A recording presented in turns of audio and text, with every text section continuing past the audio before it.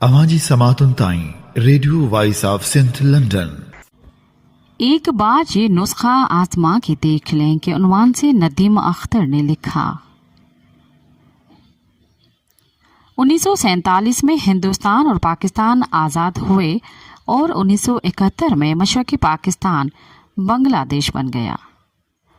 आज़ादी के वक्त हिंदुस्तान की आबादी 35 करोड़, मौजूदा पाकिस्तान की आबादी 3 करोड़ 33 लाख, जबकि मशरक़ी पाकिस्तान बांग्लादेश की आबादी 4 करोड़ 20 लाख थी। 1947 में हिंदुस्तान के जीडीपी 20 अरब और पाकिस्तान की 3 अरब डॉलर थी। 1971 में बांग्लादेश की जीडीपी 6 अरब डॉलर थी। 1947 में हिंदुस्तान की कस आमदनी $100, पाकिस्तान की $80 और 1971 में बांग्लादेश की फी कस आमदनी $100 थी। अब देखा जाए कि 2024 में क्या सूरत हाल थी। इस साल हिंदुस्तान की जीडीपी $4.27 ट्रिलियन, फी कस औसतन आमदनी $2,940। पाकिस्तान की जीडीपी $374.6 अरब, फी कस औसतन आमदनी $1,588। बांग्लादेश की जीडीपी $481 अरब और फी कस औसतन आमदनी $2,770 है। इस दौरान हिंदुस्तान की आबादी बढ़कर 1 अरब 42 करोड़, पाकिस्तान की 25 करोड़ 44 लाख और बांग्लादेश की 16 करोड़ 98 लाख हो चुकी है। अब एक नज़र शरह ख़वानदगी और औसतन उम्र के हवाले से डाल दी जाए। इस वक्त हिंदुस्तान में ख़वानदगी की शरह 77%, औसतन उम्र 69.33 साल।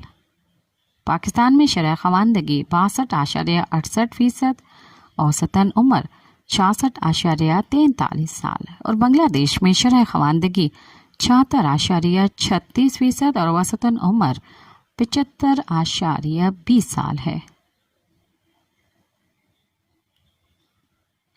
मज़कूरा बाला मुआशी और समाजी अशारिये इन 3 मुल्कों के हैं जो 78 साल पहले बरसग़ीर का हिस्सा थे और बाद अज़ा खुद मुख्तियार मुल्क बन गए। जहन में ये सवाल ज़रूर पैदा होगा, इन अशारियों के ज़िक्र के मंतक़ क्या हैं। मज़कूरा एदाद शुमार ये जानने के लिए बयान किए गए हैं कि कम व बेश एक जैसे हालात में आज़ादी मिलने के बाद इनमें से किस मुल्क की कारकर्दगी ज़्यादा बेहतर रही और जो मुल्क इन अशारियों में पीछे रह गया उसकी क्या असबाब हो सकते हैं। चूँकि नाकामी और गलती को खुश दिली से कबूल करना हमारे कौमी मिजाज में शामिल नहीं, लिहाजा इस तकाबुली तजज़िये के दौरान चंद तल्ख हक़ाइक़ हमारे तहम्मुल का इम्तिहान ले सकते हैं। सबसे पहले अपने पड़ोसी और आबादी के लिहाज से दुनिया के दूसरे सबसे बड़े मुल्क हिंदुस्तान का जायज़ा लिया जाए। बरतानवी इस्तेमार के कब्ज़े से कबल हिंदुस्तान दुनिया का खुशहाल तरीन मुल्क था। इस हवाले से उसे सोने की चिड़िया का नाम दिया गया था। 1700 में आलमी जीडीपी में उसका हिस्सा 24.4% था, जो इस्तेमारी लूट मार के बाद 1950 में घटकर सिर्फ 4.2% रह गया। इस नौआज़ाद मुल्क में गुर्बत अपनी इंतहा पर थी और वो मुल्क जिसे कभी सोने की चिड़िया कहा जाता था उसे भिखारियों का मुल्क कहा जाने लगा था। ये हिंदुस्तान की खुशबख्ती थी कि आज़ादी के बाद वहाँ इंडियन नेशनल कांग्रेस की हुकूमत कायम हुई। कांग्रेस में समाज के हर तबके की नुमाइंदगी मौजूद थी।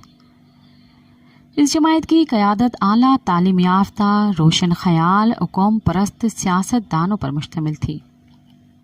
मुल्क के पहले वज़ीर आज़म पंडित जवाहरलाल नेहरू सेक्युलर जमहूरियत पसंद होने के साथ सोशलिस्ट नज़रियात की जानिब झुकाव रखते थे। उन्होंने अपने नज़रियात की बुनियाद पर सियासी, मुआशी और ज़रई पॉलिसियाँ मुतारिफ़ कराईं और गैर वाबस्ता तहरीक में शामिल होकर मुल्क को سرد جنگ گاڑنے والا بننے سے محفوظ رکھا۔ کانگریس نے آزادی سے قبل ہی بڑی ذمہ داریوں کو ختم کرنے کا اعلان کر دیا تھا، جسے ڈر کے مسلم اکثریتی صوبوں کے مسلمان جاگیردار مسلم لیگ میں شامل ہو کر جناح صاحب کے ہم نوا بن گئے۔ کانگریس حکومت نے 14 بینکوں، ایئر لائن سمیت درجنوں بڑی کمپنیوں کو قومی ملکیت میں لے لیا۔ ملک میں بنیادی ڈھانچے کی تعمیر اور بھاری صنعتوں کے قیام کو اولین ترجیح دی اور ملک کی صنعت کو بیرونی مقابلے سے بچانے کے لیے درآمدات پر انتہائی سخت پابندیاں عائد کر دیں۔ ہندوستان کے عوام دہائیوں تک مغرب کے مشہور ملبوسات، گاڑیوں اور بیرونی دنیا کے دیگر جدید اور پرکشش اشیاء کے لیے ترستے رہے۔ وزیر اعظم سمیت تمام ہندوستانیوں نے سالہ سال تک پرانی ڈیزائن کے ماروتی کار اور بسوں میں سفر کیا۔ اچھی بات یہ تھی کہ اپنے ملک کی بنی اشیاء کے استعمال پر فخر کیا جاتا تھا۔ آج کی تاریخ تک ہندوستان کے کسی وزیر اعظم نے سوٹ نہیں پہنا اور نہ ہی انگریزی زبان میں تقریر کو باعث افتخار تصور کیا۔ ملی جلی معیشت کے تجربے سے ہندوستان میں بڑا صنعت کا طبقہ پیدا ہو گیا، جس کی مصنوعات کی کھپت ملک کے اندر ہی ہوتی تھی، جو ایک مضبوط معیشت کی علامت ہوتی ہے۔ زرعی ترقی، غربت میں کمی کے لیے بھاری امداد دی گئی، کمزور طبقات اور پسماندہ ذاتوں کے لیے داخلوں اور سرکاری ملازمتوں میں کوٹا مختص کر کے بے پناہ سیاسی دباؤ برداشت کیا گیا۔ 40 سال کے صبر آزما امتحان کا اصل ثمر اس وقت ملنا شروع ہوا جب دنیا کی بڑی ملٹی نیشنل کمپنیوں میں سرمایہ کاری کے لیے نئے منڈیوں کی طلب شدت اختیار کرنے لگی۔ اس مرحلے پر نرسمہا راؤ کی حکومت نے ہندوستان کو بتدریج دنیا کے لیے کھولنے کا فیصلہ کیا۔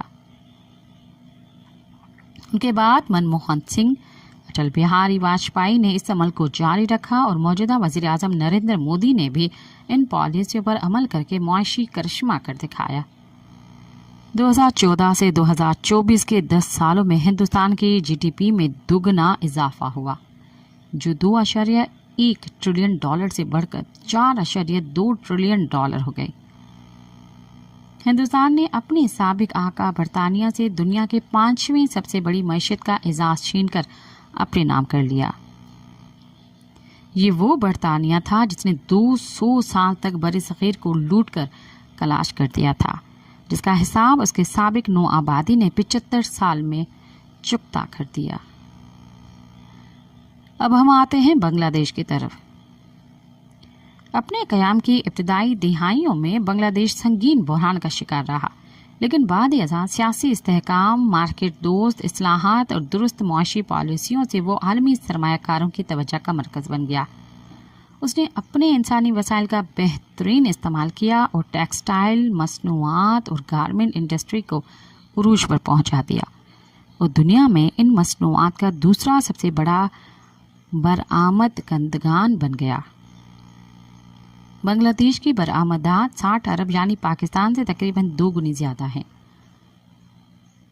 بنگلہ دیش میں تمام کاروبار کا 90% چھوٹی اور درمیانی درجے کی صنعتوں پر مشتمل ہے۔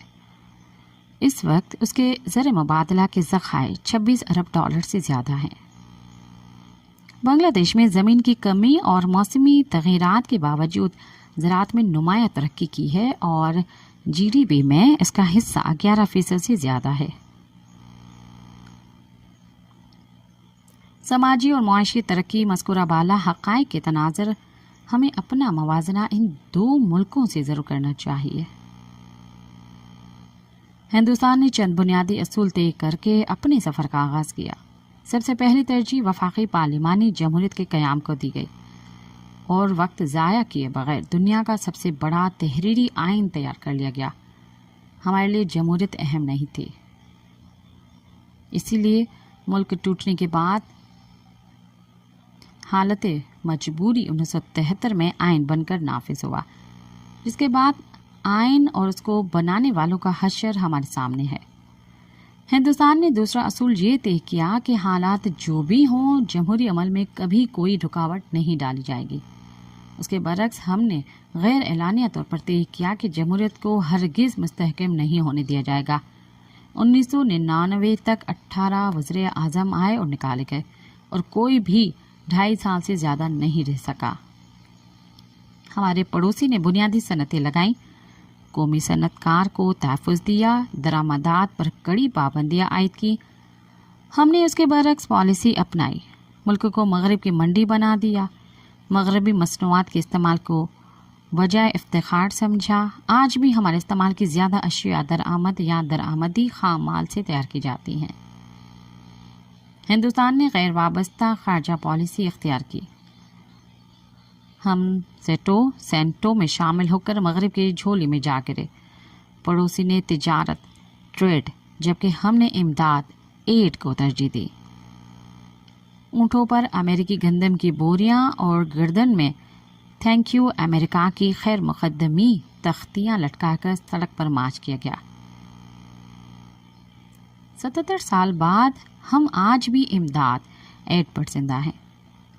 तल्ख हक़ाइक़ की फहरिस्त तवील है जिन्हें पढ़ना और सुनना हमें गवारा नहीं, लिहाजा हम इस मवाज़ने का इख्तिताम 2 अहम नुकात पर करते हैं।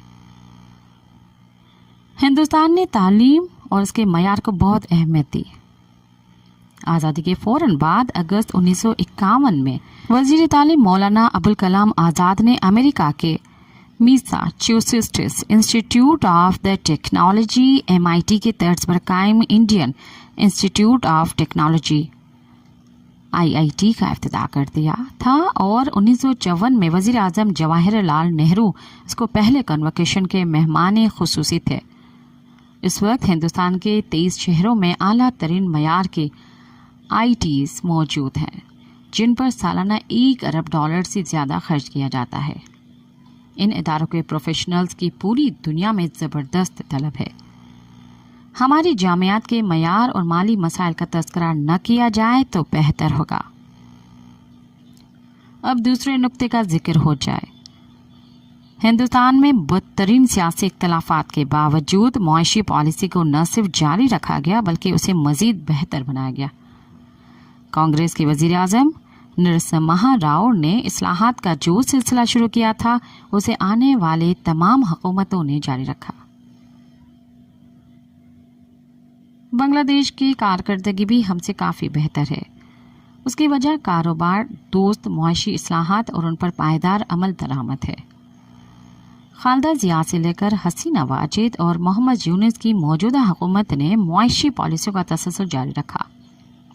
गैर पैदावारी अखराजात को ज़्यादा बढ़ने नहीं दिया, इंसानी वसाइल का मुनासिब इस्तेमाल किया, ख़वातीन को रोज़गार देकर बाइख्तियार बनाया और सबसे बढ़कर कि अपनी आबादी को कंट्रोल किया। 1971 में बांग्लादेश की आबादी हमसे ज़्यादा थी, जिसके तनासब से उसकी आबादी को आज 16 के बजाय 26 करोड़ से ज़्यादा होनी चाहिए थी। ज़रा सोचें, अगर हमने भी अपनी आबादी कम रखी होती तो अशारियों की सूरत हाल कितनी मुख्तलिफ होती। मज़कूरा बाला तक़ाबली तजज़िये से हमारी पसमानदगी के जो असबाब अयां होते हैं वो दर हकीकत हमारे अंदर मौजूद मनफी सोच और उस पर अमल का मंतकी नतीजा है। ये मनफी सोच हमारे तरक्की की राह में सबसे बड़ी रुकावट है। तालीमी निसाब में शामिल तारीख़ और मुताला पाकिस्तान के मज़ामीन ने हमारी मनफी जहन साजी में बुनियादी किरदार अदा किया है, जिसके बायस हम अपनी नाकामियों की जिम्मेदारी खुद कबूल नहीं करते।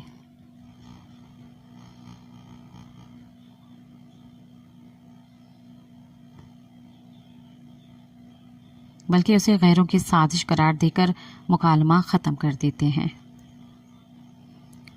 दानिश का तकाजा है कि हम मज़ीद नाकाम तजुर्बे न करें बल्कि इन दोनों मुल्कों की कामयाब तजुर्बों से फ़ायदा उठाएं।